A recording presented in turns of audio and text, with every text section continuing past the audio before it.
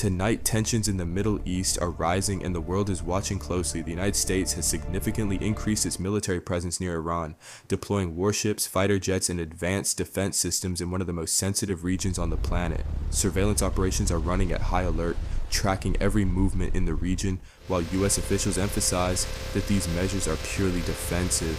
The Pentagon says the buildup is meant to protect American forces and deter potential threats, not to provoke conflict.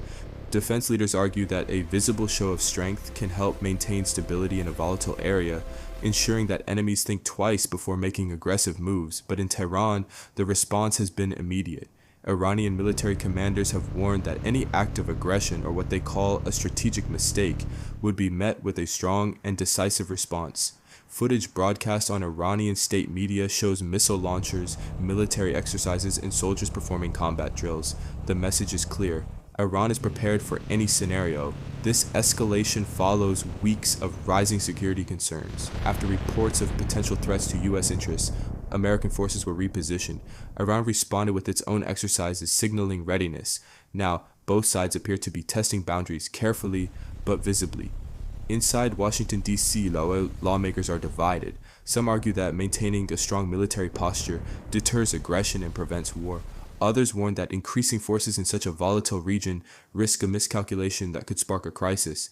Meanwhile, in Tehran, public reactions are mixed. Some citizens support their government's strong stance, while others quietly worry about economic consequences if tensions escalate further. The global impact is already being felt. Oil markets have reacted to the uncertainty, and financial markets are fluctuating as investors weigh the risks of instability in a region critical to the world's energy supply. International leaders are calling for calm. Diplomats are reportedly working behind the scenes to keep communication channels open. History has shown that even small incidents can quickly escalate when powerful nations face off. At this moment, three scenarios seem possible. First, diplomacy could reduce tensions through talks and negotiations. Second, a prolonged military standoff could develop, where forces remain ready but avoid direct confrontation. And third, a dangerous miscalculation could spark rapid escalation with unpredictable consequences. The stakes are enormous. The Middle East sits at the crossroads of global trade and energy supply. A direct confrontation could disrupt oil flows, pull regional allies into the conflict, and shake global markets.